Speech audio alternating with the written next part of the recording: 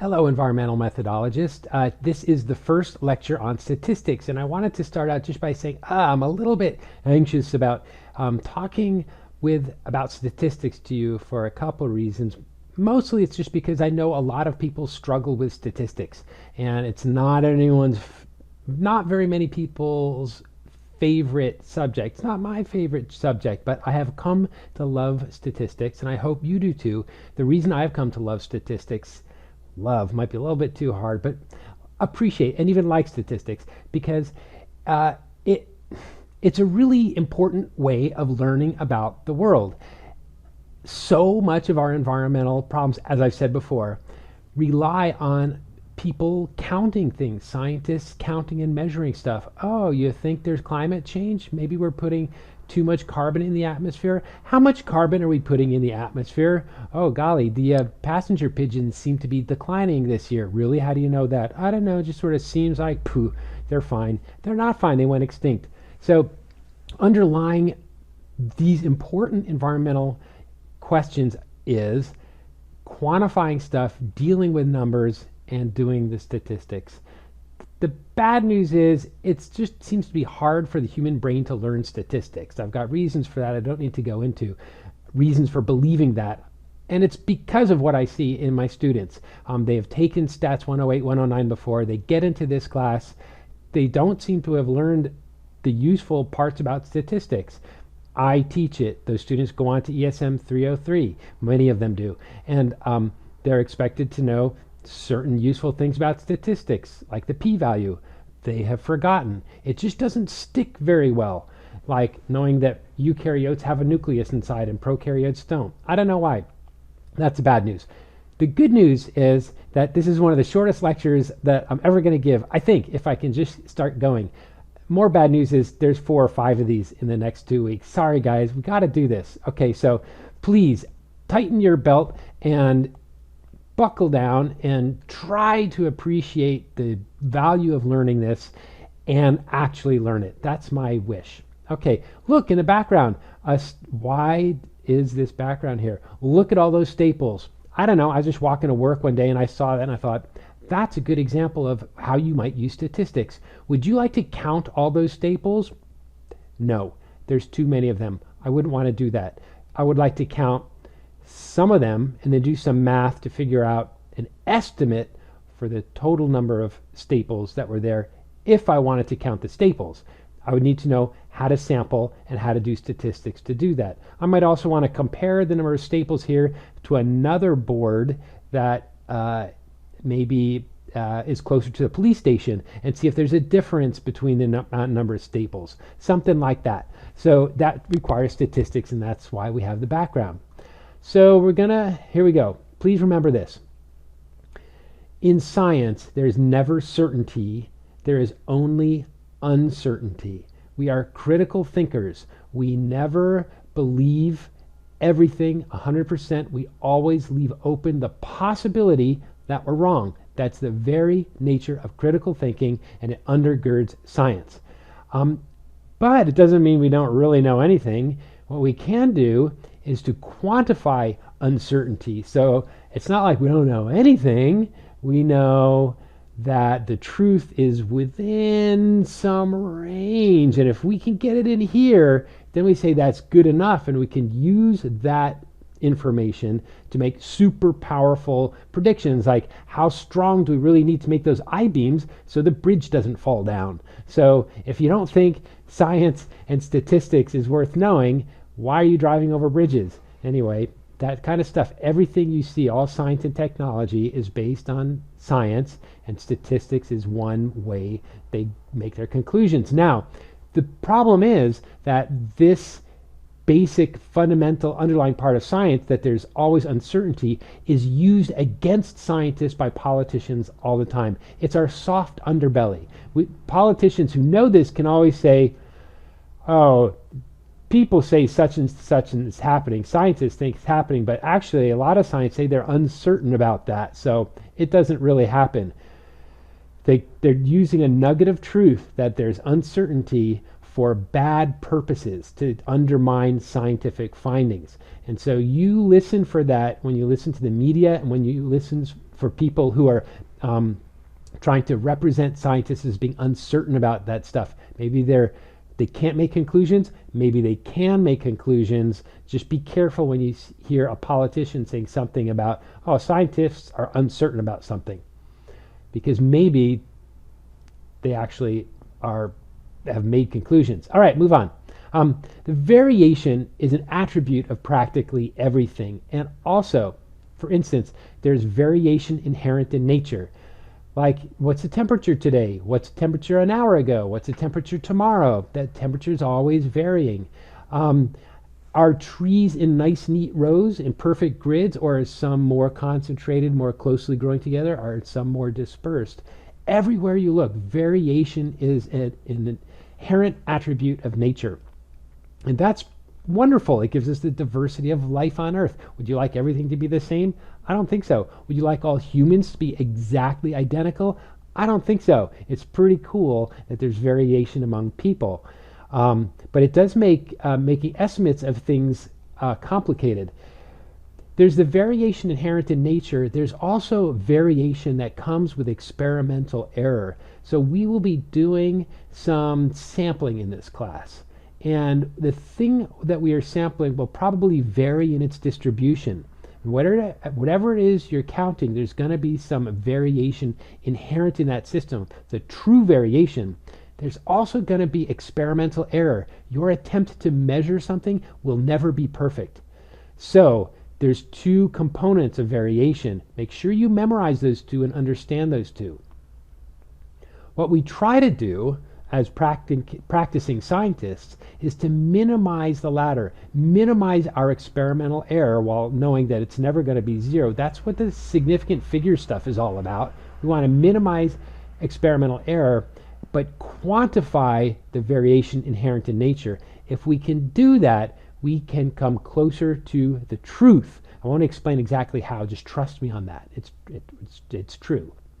Minimize experimental error, know as much as we can about the variation inherent in nature.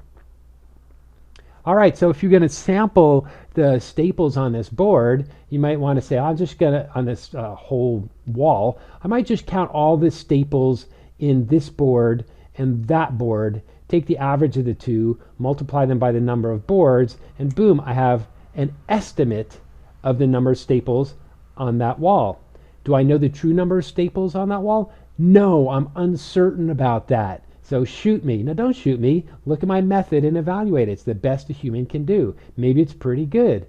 But there's going to be some variation. Maybe I have some experimental error in how I counted. Maybe I missed some staples. Maybe I counted tacks or didn't count tacks, and I should have. Okay? And maybe it just so happened that the number of staples in this board and this board varied a lot. That's a true variation in nature. It's just an example of the variation I'm talking about, experimental error and also true variation in nature. Also, sort of a shout out to how sampling might be done. Count a subset, have multiple samples, do some math, develop an estimate. And also talk about the variation there, which I'm going to talk about in a different lecture. Okay, here are some statistics words I want you to know. No.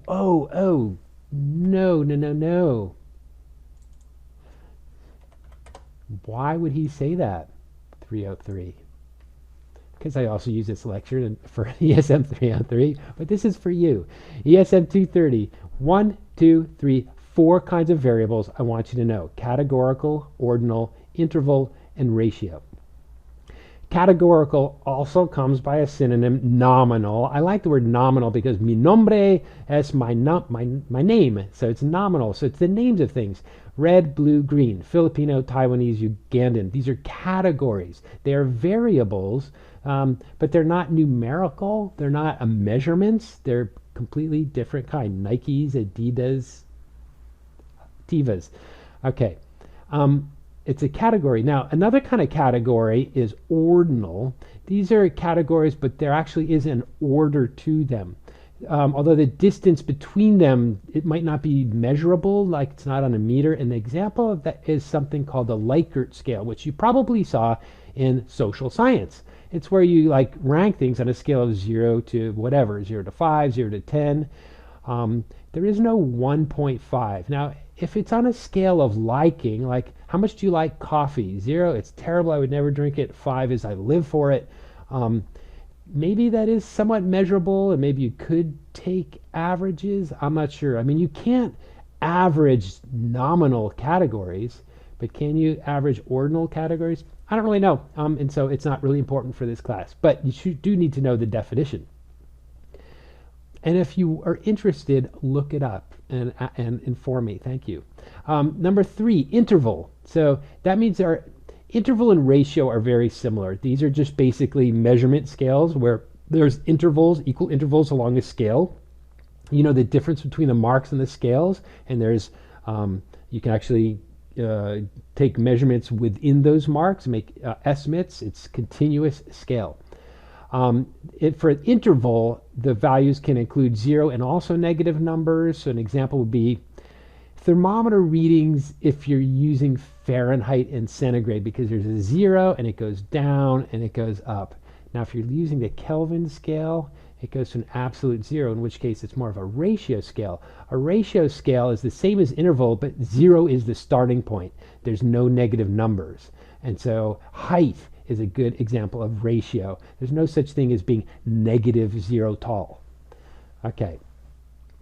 So there's different categories. The reason these are important, the reason why we statisticians, as if I'm a statistician, we like students to know these things is because the statistical tests you use later on depend upon what kind of variable you're using. For instance, you don't have to memorize this for now, but maybe for later, the chi-square test would be used to look at categorical or nominal data, whereas the t-test and ANOVA would be used with interval and ratio data. And I'm skipping ordinal because I kind of want to be able to use it within t-test or ANOVA, but I'm not sure if I'd be creating a statistical sin. So we'll skip over that part. But anyway, know these 4 types of variables. Thank you, and I shall move on. Okay, a population. Maybe you think you know what a population is because we use that in daily language. What's the population of Arcata? It means the number of people in Arcata, I think. So that's okay. I wanted you to know this formal definition. The population is the total number of individuals in a set that is of interest. So for instance, in this class, back in the days when it was not online, we came up with a phony problem, like we really want to know how many sword ferns are in the Arcata Community Forest. We could rephrase that to say, I want to know the population of sword ferns in the Arcata Community Forest. So I have defined what I mean by population. So if someone uses the term population, I want to know the population of something. They need to define carefully what that something is. What is the set that you're interested in? So I guess when a store takes inventory, it's trying to count all the items of each product they're selling. They're taking the population of those items in their store. A census is a complete count of a population. You're probably familiar with a U.S. Census. Is that a complete count of the population? No, it's a flawed census. Inevitably, it's a flawed census. As soon as it's taken, it's outdated because some people died and some people were born and some people immigrated and some people emigrated.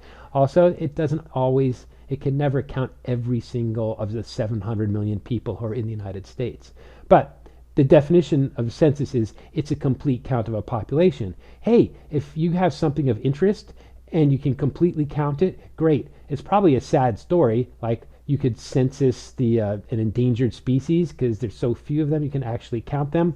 Most problems there is not a census available. You can't census it because it's too big of a number. In which case, this is where the rubber hits the road in this class, the sample. A sample, it's a noun, not a verb. Well, it's got both the noun and a verb as a definition. Get them straight. Sample as a noun is a subset of a population. Okay, so I could get a sample from a sword ferns from the Arcata Community Forest. I could say my sample is going to be all the ferns in 1 square meter. Okay. I could also use it as a verb, which is to create subsets of a population and measure the values for a variable or variables of interest. So I'm going to sample the Arcata Community Forest for ferns. That means I'm going to use some kind of method to create subsets of population, let's say 1 square meter quadrats. So how many samples am I going to use? I don't know, 5, 10, 15, 100. Anyways, I would be sampling the forest. Not a complete count. What I'm going to do is sample the forest and then use my sampling to develop an estimate for the population. Okay, just so you know, the word parameter, any attribute of interest of a population. So, I don't know, the density of sword ferns in the population would be an attribute of the population of sword ferns in the Arcata Community Forest. Oh, what parameter of Yosemite yellow-legged frogs are you interested in? Length. I am interested in the length of them, so that would be the parameter of interest. What is the average length of Yosemite yellow-legged frogs? Which Yosemite yellow-legged frogs? The ones in the population defined by the boundary of the park, perhaps? Okay, I could sample the population because I can't count them all, but I could count some of them and then develop an estimate for the average length of that population. Okay, what is a statistic? A statistic, so yeah, you study statistics. What is statistics? I don't know. It's an estimate of a parameter. Okay, cool. So for instance, one statistic is the average length of yellow-legged frogs in Yosemite. I don't know, I will never know the true average length of those frogs because I can't census the population and measure them all. There are too many, they hide. I can only ever see some of them no matter how much money I have. I'll never see all of them.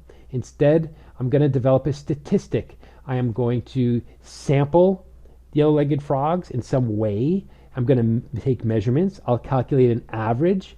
My average is an estimate of this parameter, their length. Okay, I hope that was clear. I'm going quickly.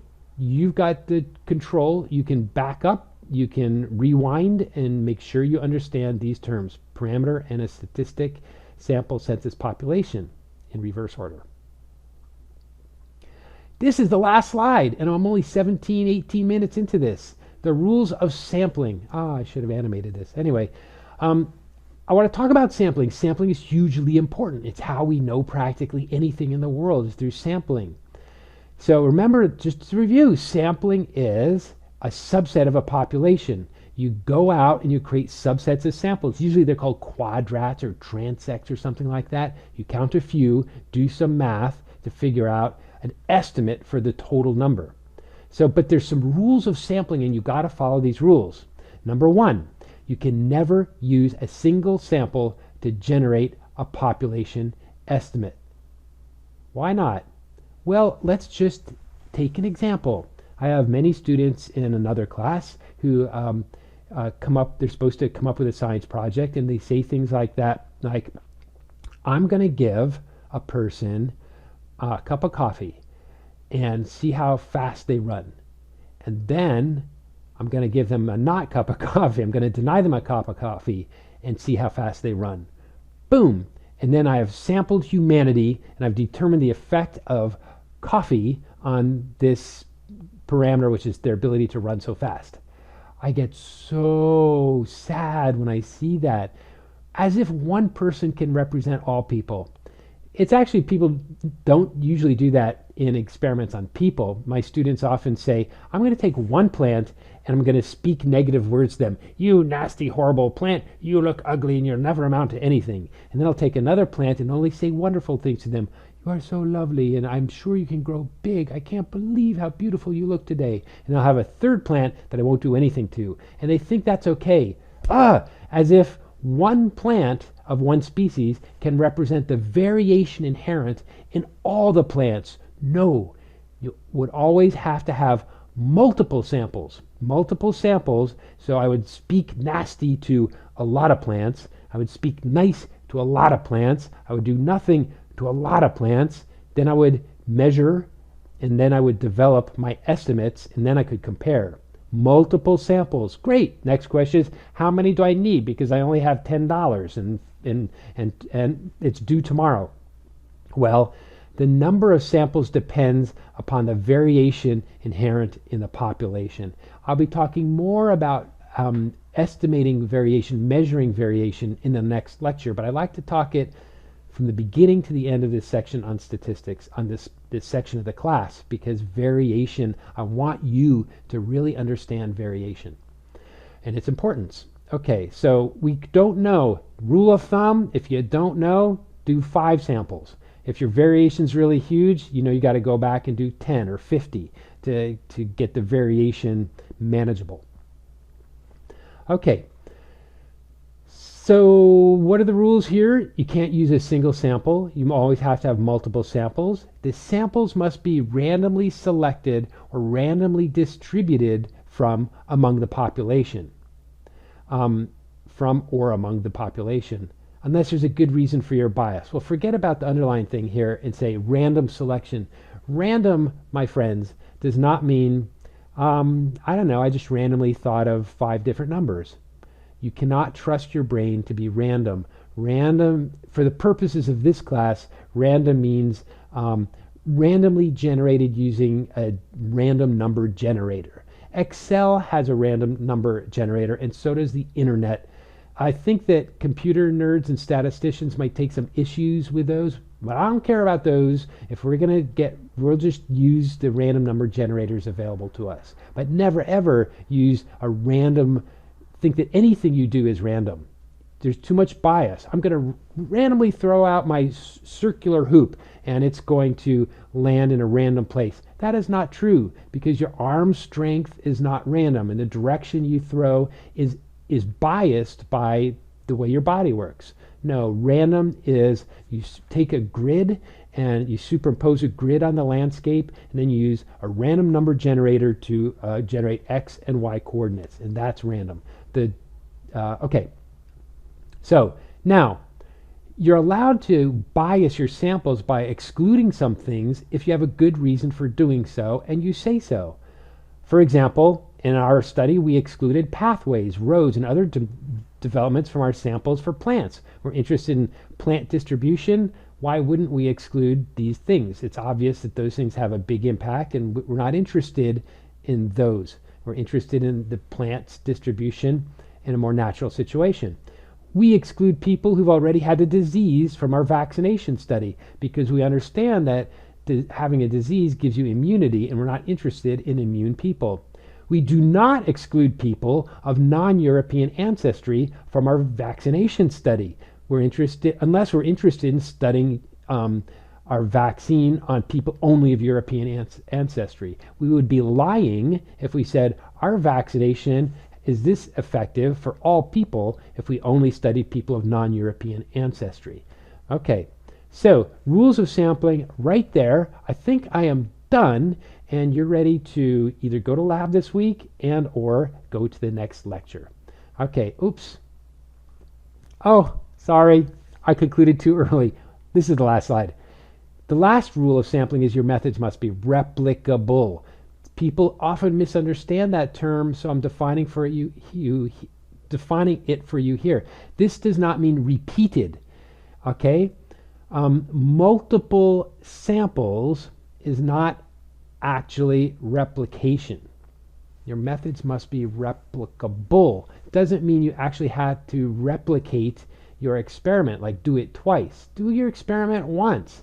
Also, your samples are not replication. Seems like they are, but they're not.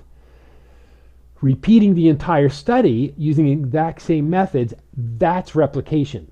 Okay, so your methods must be replicable, meaning somebody else could do the exact same thing you did and get the same results. You must convince the scientific community that you've described your procedure in enough detail that it can be repeated faithfully. That is replicable. Okay, hopefully if you've done a good job, someone else doing the exact same thing as you should be able to obtain the same results. Okay, This is surprisingly confusing and surprisingly misunderstood. It's clear to me the difficulty is that you actually have to write out your methods in such detail that someone else is convinced that it could be replicable. The problem in reality is that very seldom are experiments repeated. They're often repeated only when human life is on the line or something really stellarly crazy has been reported. Then someone else will say, everyone wants to know if that's really true. We're going to follow your methods because you explained them, and we're going to do it. Occasionally, it's done. But so often it's not done, and it actually has led science astray at sometimes. Those are examples that I talked about during the scientific methods lecture, and I won't go into here. 26-minute lecture. Thank you for listening. I'll see you in the next one. Okay, bye-bye.